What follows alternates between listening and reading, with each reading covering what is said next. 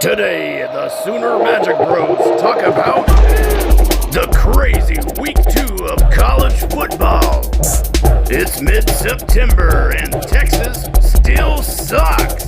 And the USC Trojans have 8 turnovers in 2 games. They are luckier than a two-peckered billy goat. Win with a look run out. Now here's your host, Johnny and Derek. Hey, what's up? Welcome back to the Sooner Magic Bros. This is your boy Derek. It's your boy Johnny Johns. And today we are talking about the Oklahoma Sooners blinding the flashes a little bit there at the end. Yes. With those, the lights that we got. Yeah. I was trying to make a joke. Those new lights are badass, dude. Let's be real. Those lights are awesome. I love them. I think they look kick-ass. He was out of state. Yeah. It's one of them games he wasn't able to go. I was there, and man, I went back and watched it, on video, and I see why some people was like asking me, hey, did it look cool when you're there in person? Yes, it did, and I thought that it really gave the crowd the shot in the arm that we were needing, especially the first play to Mims. It was I want to say there was 10 seconds left before the halftime. There wasn't very much time left at the end there. But man, the defense was playing their asses off the whole game. They didn't look bad, and really Dylan Gabriel, I didn't think he was playing bad. First and second quarter, all the way up to the end, it just felt like even the offensive line. It felt like maybe there was one dude that wasn't doing his job on this series, and we would run nothing. Third down, one guy don't do his job, and then Dylan Gabriel's, you can't throw the ball when you're sitting on your ass. Right. And you can't throw the ball when right away someone's running right at you. And it's hard to look downfield and look at them. Mm-hmm. And it just felt like he couldn't get into a rhythm. And it was just, overall, it was just a wonky, weird week of college football. You seen what was going on with Bama and the Shorthorns. And you see what was going on with A&M and Appalachian State, and then Notre Dame went down. You seen the Texas and Alabama game I did not see that coming. I was thinking Alabama would go in there and whoop them I thought they were going to be lucky if they could not get whooped by more than 3 touchdowns. I thought if they were lucky, maybe the game would be 42 to 24 or something. If they were lucky. That's what I thought could happen, but give it up to Texas. They did play the game of their life. So anyway, one of them weird, wonky weeks. And when you're sitting in that stadium and your offense has 7 yards rushing and they just can't seem to get we just can't get into a rhythm, it's like, damn it, dude. We're not fisting to fall. Are we going to just fall right in with, everybody else, what's going on this whole week in college football? And yeah, it sucked, but man, when they scored that touchdown right before halftime, everybody kind of started getting that vibe, dude, we're about to kickstart this pony, and we're about to blow the damn lid off of it. And when the lights started doing their cool new thing, I felt like it just gave a shot in the arm, the much needed shot in the arm the whole crowd needed. Mm-hmm. So yeah, and also during, I had some videos of it, but during the commercial breaks, they have songs playing and the lights are kind of going with it. People's got their cell phone lights out during some of the songs, and it just, it puts an atmosphere in the stadium that I've never felt before, and this was a game against Kent State, so I can only imagine when it's frickin' Oklahoma versus Baylor and Oklahoma State and Kansas State. I mean, it's going to be really badass in that stadium, so... you were able to watch it at least on your phone. What's your thoughts on it? Well, I want to mention something about that Texas-Alabama game. What's funny is, for a prediction, I was hoping that it would be a close game, but Texas loses, by a field goal or a point somehow. But usually that never happens. What you're hoping for never happens. But yeah, I wanted it to be a close game so that whenever we play them and kick their asses, that gives us a big boost in the rankings. But man, yeah, I don't think anybody saw that game coming at all. I'm having a hard time processing that one too. I don't really know if it was Alabama sucking or if Texas just played the game of their life. I don't think they're back. I don't think they're back. I don't think they're back neither. They're gonna have to, now. I do agree. They're one of the only teams that I've seen be unranked, lose a game, and then now they're ranked. Yeah. I agree. They should be ranked 21. It's fair. And I'm putting away my hate. I'm putting my hate aside for Texas. And I agree. They should be ranked. They did play the game of their life, but this isn't like some, crazy shit that we've never seen before. We've seen Texas play really good against Georgia a few years ago in the bowl game. We've seen them play LSU really good. They just played Alabama really good. They play Oklahoma really good. They're the kind of team that, we'll go toe-to-toe with Oklahoma and LSU and Georgia and Alabama, but we'll lose to Kansas or we'll lose to Texas Tech.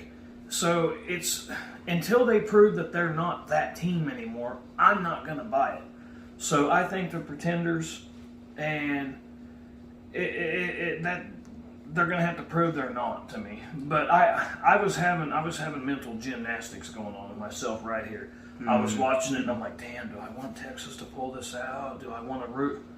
And then I'm like, no, I can't. I can't do it, dude. I'm not. I can't do it. I'm not rooting for Texas. I can't do it. The only way I would root for Texas is if it affects Oklahoma directly. Like, we need them to beat somebody to get us into the Big 12 title that gets us into a playoff or something like that. That's the only way I'm rooting for Texas. It has to benefit my Sooners, like, directly with that particular game. So I can't do it. When it comes to SEC Big 12 bullshit, that's pretty much over. We're going to the SEC, Texas. We're all fizzing to be in the same conference anyway, so I don't care about that. The last thing I wanted is for that to be this big win that kind of jump starts Texas's big momentum, and I damn sure don't want that. Because I'm not going to lie, call me a hater. Yes, I am. I don't like Texas. Call me a hater against USC. Yes, I don't like Lincoln Riley. I do, that is what it is. My favorite team's going to be whoever's playing Texas. My favorite team's going to be Oklahoma Sooners. And my favorite team is going to be Fresno State next week because they're playing USC. I think they're going to have their luck run out too. Have you seen what's going on with USC? I'm really surprised they've won this many games so far by that many points too, because that isn't like that didn't look like how we looked last year. Right. Trying to do right. I think they've been getting some lucky bounces and stuff too. But we're going to talk about it. But yeah, man, I guess the one last thing on the Texas deal is I think they probably could be ranked higher, but they got a quarterback problem now. And that's probably the big thing that could be holding them back because they got 2 injured quarterbacks right now. And until they, get somebody that can make some touchdowns happen, I think they might be ranked for a little bit. And then, they might lose next week. Who knows? You never know. And in that UTSA team that they are playing, I know they're not Power 5, but they're not chopped liver, dude. That's a team I wouldn't want to play when I got 2 injured quarterbacks for sure. Right. Yeah, for sure. And then when it comes to USC, they have had 8 turnovers the past 2 games. And no doubt I never would have picked Rice to beat USC, but beating them by that many points had a lot to do with those 4 turnovers. Yeah. The Stanford game, that was the typical Lincoln Riley, Alex Grinch team that we had seen. And they were winning like 35-14 at halftime. We've seen this scenario play out a million times. And offense musters up like 6 points in the whole second half. And thank God Stanford was just as willing to. They had like 4 turnovers. So Stanford, if they wasn't, putting the ball on the ground, throwing the ball at the wrong team, that game would have gotten interesting. But and I don't see them getting 4 turnovers every damn game. So their luck is gonna run out. It never happened for us. So the title of this video needs to be Texas and USC are pretenders. I ain't buying either one of them yet. Not just because I don't like them. Let's be clear. If you call me a hater, yes, I don't like them. I do hate on USC and Texas. But anyway, so back when it comes to Oklahoma, yeah. the real McCoys. Yes. Okay. So with Oklahoma, man, I'm getting a lot of vibes. The offense didn't play well in the first half. Defense played good. They held up their end of the bargain the whole game. Yeah. Okay, so when it comes to the offensive line and just the offense in general, they was a little spotty. This, and me and him were talking about this earlier, this reminds me so much of the 2015 Baker Mayfield team with, you got Baker Mayfield, transfer quarterback, you got new offensive coordinator with shithead, and the first few games of that 2015 season, I think we played Akron, and our offensive line, I'm like, dude, if we can't hold up, if this offensive line isn't going to hold up well against Akron, we're screwed. Yeah.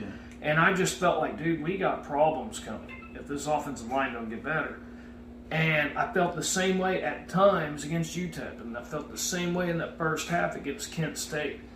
And we call it the birth of Baker Mayfield, the Tennessee Baker game. Mayfield, that Tennessee game. Yes, it was like all of a sudden the pony was kick-started, the offense was jump-started, and it just started. By the time October got here, that offense was awesome.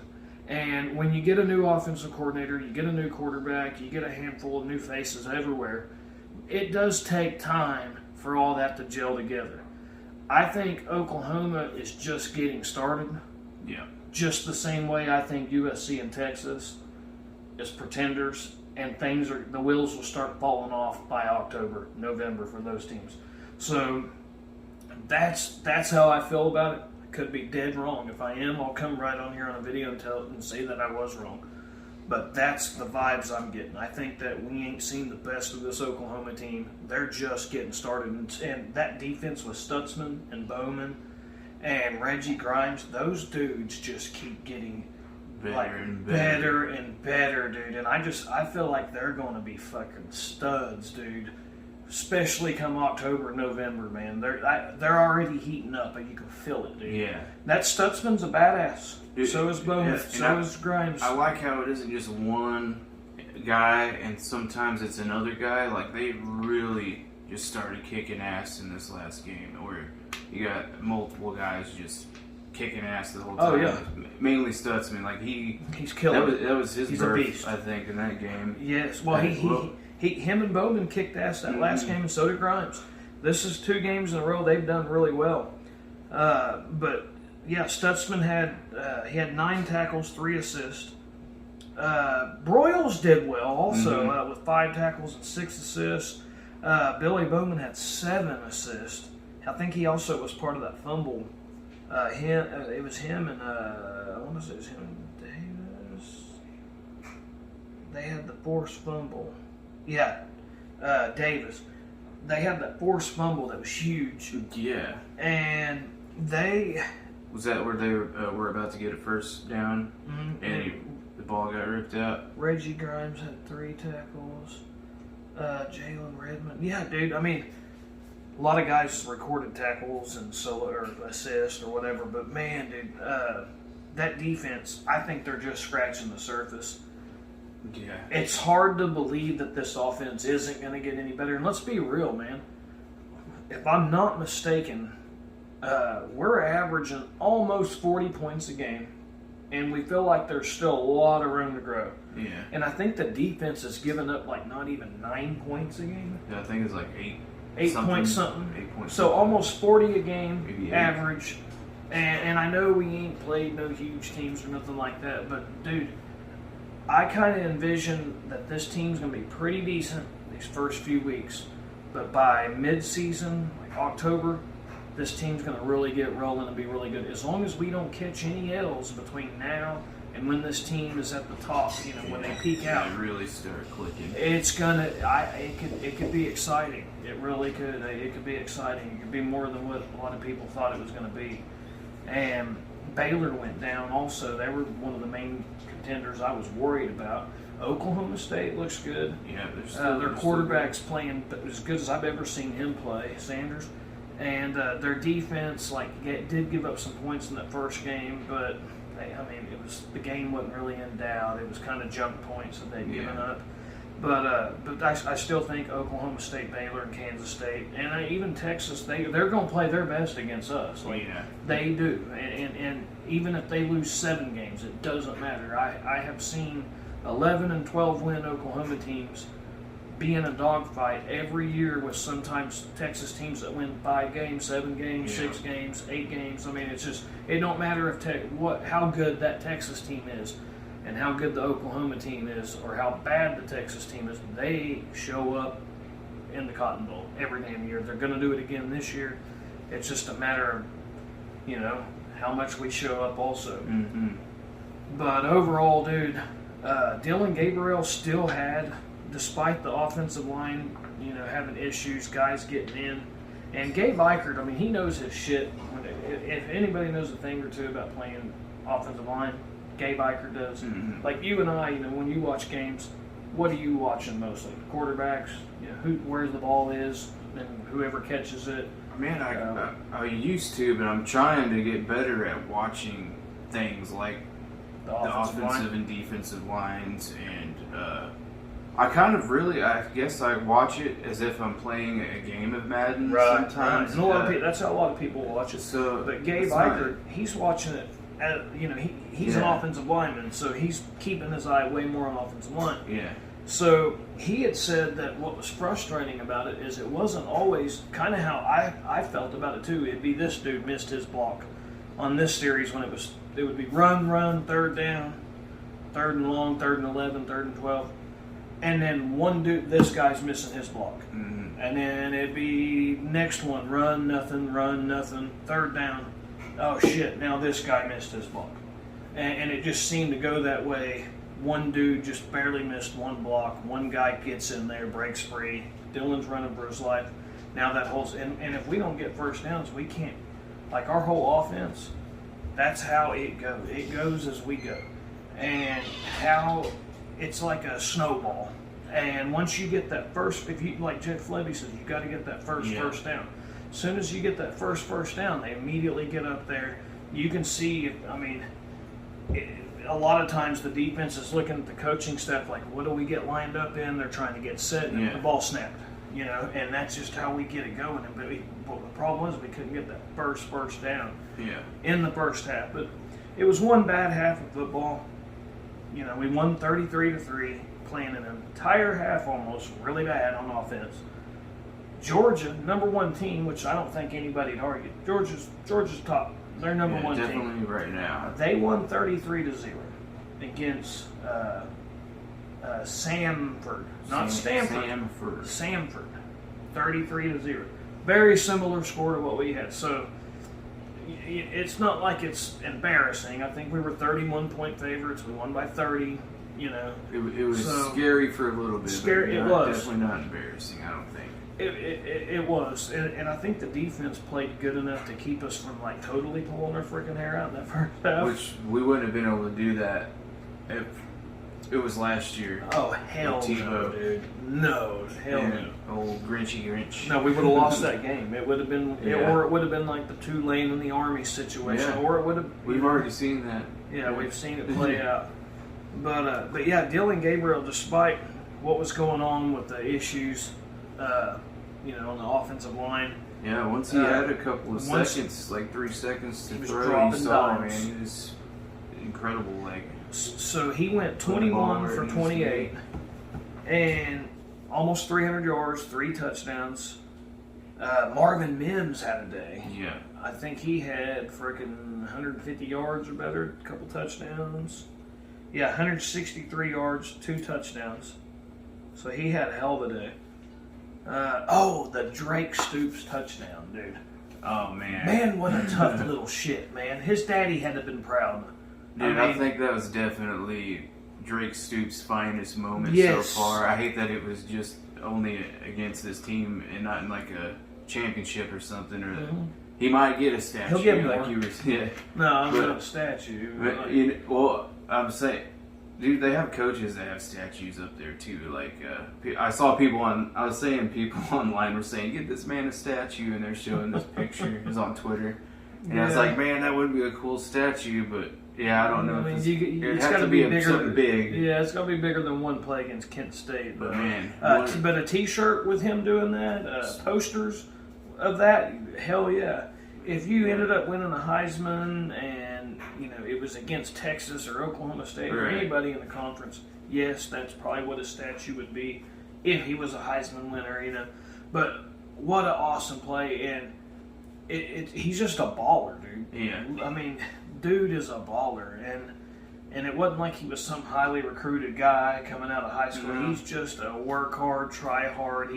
His daddy, man, he's making his daddy proud for sure, dude. I'm sure Bob was the same type of player, just a tough, great player, gonna put it all out on the field. And that play, he had a great couple. He's had good plays before, but that was just awesome, man. It was awesome. It was awesome. Man, Bob Stoops came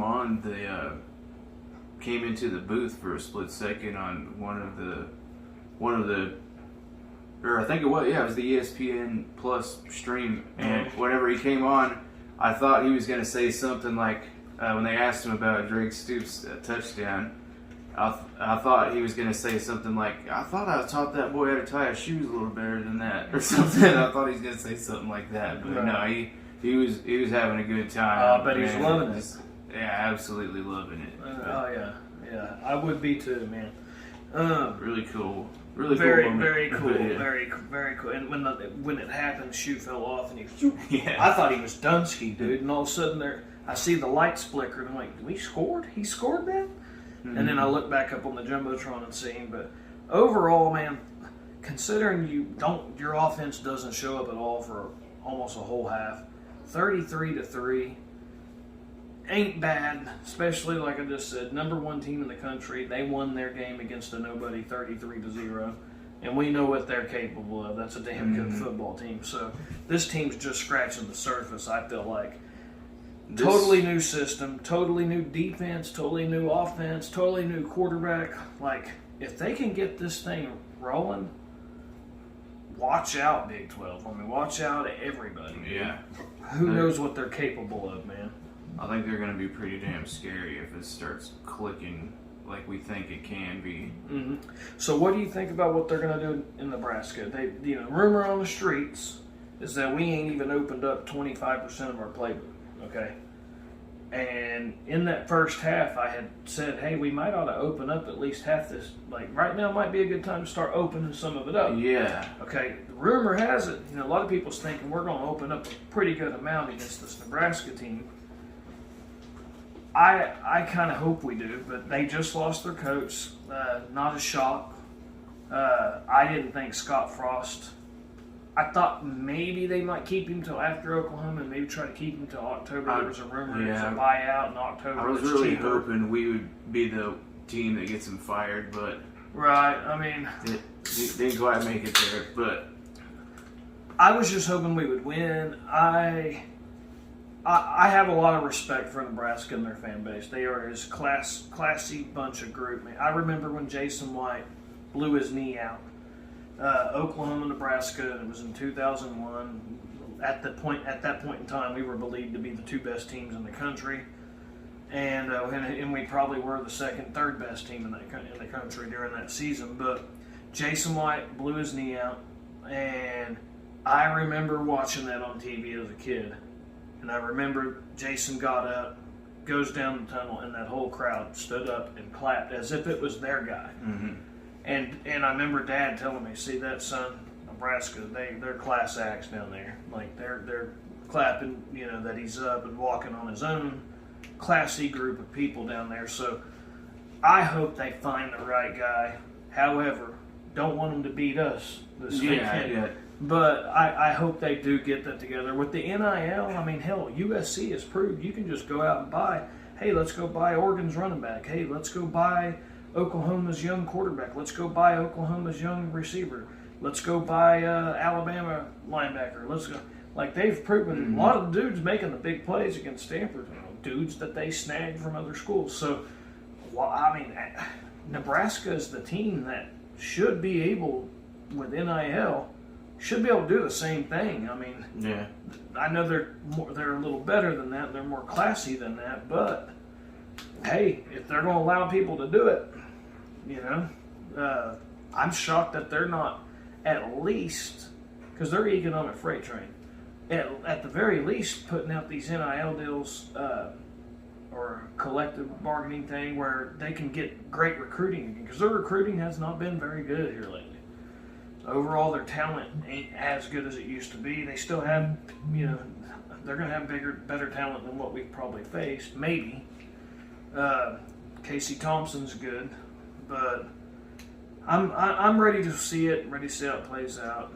I'm ready to see us open up the rest of this playbook. I'm ready to see this team. But what do you think about the Nebraska game, Oklahoma? No, I was hoping we would be the one that gets Scott Frost fired, because I was tired of seeing Nebraska suffer with this guy being the head coach, and I thought we were going to get him out of there quicker, but it ended up happening sooner than I thought, and I'm glad. Yeah, right. They need somebody in there, but that is also why I'm kind of worried about the game, because they have nothing to lose. Yeah, and that's what I keep hearing from other people too, and that's scary. Yeah. So who knows what kind of risky things they're going to try, and it actually goes their way, and all it takes is one spark to really get a team fired up and ready to go. It could be a close game, but I'm hoping, of course, it's not, and we just show up and take care of business and stop any kind of momentum that they might potentially get. And hopefully our wheels start turning and everything just starts clicking earlier during that game, as opposed to late in this the last game. They've had a streak of losing games. When they lose games, they're really close. I hope we end that streak of losses that are by less than one score. I hope that streak gets ended, and I hope we're the first team that actually beats Nebraska by, four scores or more than a field goal. Right. They keep barely. And I mean, dude, that team has heart. They're clearly, something ain't right. They're either not talented enough or something. There's a disconnect. Like I said, dude, Alabama, they were against the ropes, getting beat on. I mean, Texas was throwing haymakers, giving them everything that they wanted. Giving a demonstration. Right. I mean, they were literally arms up, blocking, and they come out of it, and at the last second, when you're thinking they're almost all the way back against the ropes, dude, they come out and knock out Texas at the very last second, KO. And it just shows you got teams that know how to win. They're champions. They're winners. They know how to win. And even when everything is going wrong, it's just looking like maybe it ain't your day, Alabama found a way to win that game. Nebraska, over and over again, they figure out ways to lose games. It's just the damnedest thing I've ever seen, man. It's the same Nebraska team that we have seen for years. Hell, I kind of wish for a different reason that he wouldn't have got fired this week. It would have made me feel a little better knowing that we're playing a coach that don't know how to win a damn game. True. So, and I mean, we've seen this happen with USC last year, Texas Tech and TCU, where they get rid of their coach and it actually kind of, no leadership. It gets even more loosey-goosey. It stays that way the rest of that year. I'm sure whatever interim guys, the guy that they got stepping in, I'm sure he's going to want nothing more than to prove himself, come out, prove that he's able to make this a different team and they're better. But anyway, I'm not confident it's going to happen. I wouldn't bet on it. Yeah, Oklahoma should go down there and take care of business. I'm not going to bet on this game is what I'm saying, yeah. I'm not going to bet on it. Oklahoma should go down there and take care of business. I think they will. And I think this could be that game where, kind of like the birth of Baker Mayfield with the Tennessee game, I hope this is the birth of Oklahoma coming out party where everything just gets opened up and it don't stop. Yeah. And it starts on this game right here. That's what I'm hoping for. Absolutely. Definitely hoping We're going to have to find out. And next week, we will be back to talk about that. Yeah. And hopefully we're talking about how they went down there and took care of business, and holy shit, Oklahoma looks like they should be ranked number 3 in the country, or 2 in the top 5 team, which we're close right now. What are we, 6? I think we're number 6. Yeah. Number 6. Which is crazy, man. It's not bad. I didn't We'll think take it we'd for be now. 6 right now. Yeah, And- well, a lot of guys went down. I know. That certainly helped. And we ain't having these 5 and 3-point fucking wins like we did last year. We're I still mean, winning all right. When you looked at the first 2 games that happened, or 2 of the first 3 games that happened last year, you had the dogfight against Tulane. And then we had the little high school team we played. It was like 70-0. Yeah. It was a little bitty school. Then get back to actually playing, a Power 5 team. You play Nebraska. Squeaked by less than 1 touchdown. Then we played West Virginia. Squeaked by 3-point win. So we just kept getting 3-point wins, 6 point, 7 point, 3 point. I mean, just over and over every week. And Barely that's winning. why we was 9 for a long time. Right. It's And just weird that deservingly. we're at 6 already just from these 2 games. Yeah, but And- that's what happens when you win by 30-plus points both games. Yeah. Instead of winning by 5 and 3. There's things to work on, but we're still winning by what you should be winning With a by. lot to work on. That's what's Yeah. incredible. That's what's awesome about it. So I just can't wait, man. I'm ready to see it. I have a hard time believing that this team isn't going to get a whole lot better. I just don't see us every week looking about the same, not getting much better. I think every week that this team is, especially the defense, Yeah. every week that this team's being coached by this staff, especially on defense, it's going to keep getting better and better. And Jeff Levy, he's damn good. And I kind of get the feeling that he is, it's going to turn into one of them deals where it's going to remind you of that 2015 season. New offensive coordinators when Linky Boy was first year. It takes time to get that offense flowing. You don't just install that and it's a well-oiled machine within game 2. It's not how that works. We're in the growing pain phase. And still winning by 30-plus points. So Not bad. 30 points or more. So yeah, we'll take it, man. We'll definitely take it. It's, do they look about what you was hoping for, or are they a little better, or are they a little worse? Man, it's 2 games into it. They really actually seem a little better than I thought. That's what I feel too. Defense a little better. Yeah, I thought it was gonna take a little while to even get to this point. And no, I think we haven't missed a beat yet, and that's where I'm kind of worried. I'm like, man, we gotta miss a beat somewhere during this thing. Maybe it was that first half against Kent State. Maybe that's was it. it. Maybe that was it, man. I hope and so. If we just, keep on keeping on from there on out. Absolutely. Well, guys, that's going to be about it for now. I hope we didn't miss anything. We talked about the lights. We talked about the 2 teams we don't really don't really like. Oh, I think I can end it maybe with the question. All right. Okay, 3 points. Our defense held a team to 3 points. When's the last time you can remember that happening? It was against that high school team that was, it was exactly a year prior to that. And that was the last time we beat them like 70-0 or 77-0. Did we? That was the last time we held somebody below 3 points. Man, see, Been about a year. I thought we didn't hold anybody at 3 points last Now, year. if you wanted to say, actual schools that are like Power 5 or even D1 schools, because I think they were a small school, you have to go back way further. It's been a minute for something like that. Well, hopefully we can get to a point where we're holding some Power 5s to 3 points. It would definitely not.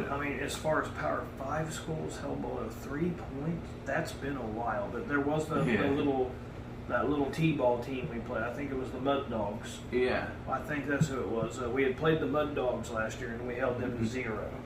And that was That's like the right, only yeah. one and only shutout that Alex Grinch See, I ever think had. I'm just not counting that one because I don't remember who it was that we played. It was the Mud Dogs, Yeah. I'm pretty sure. Yeah. Or it was Capitol Hill Red. Yeah, it was Capitol Hill. What do they call the Red Wolves now?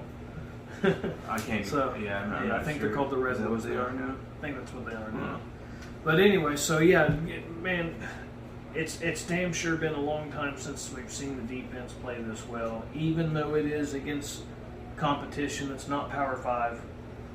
Like, we gave up, what was it, 40 points to Kansas a couple years ago. We gave up, I want to say we gave up like 30-something points to Tulane. What was it, 40 to 35 or something like that? So, I mean, Yeah, I think we've been we were in giving the up a lot of 30s. points even to teams that are not that good. Yeah. Army was a freaking close game now. They just did a good job of keeping the ball out of our hands during that game. But yeah, well, I'm ready to see where it goes. It's here. We're right in the thick of this thing. It is almost time to kickstart this pony and get this shit going. Also, it's very late in the video for us to say this, but like, share, and subscribe. Yes. We got Texas fans with podcasts, USC fans with podcasts, started theirs around the same time as us. They're kicking our ass. Do not let the OU boys get their asses kicked. Make sure you help us out We with that. got our backs against the ropes. got our right backs now. against the we need, ropes. We need that crowd to come wild. Right. We need it to be as electric as it was. Saturday night. Yeah, whenever the sun set and those kick-ass lights came on. It was too, man. So as soon as the sun set, the lights kicked on. It was like the team kicked on. It was pretty Yeah. crazy. But anyway, well, that's going to be all, folks. That's all, folks. That's it. All right. Well, boomer. Sooner! Oh!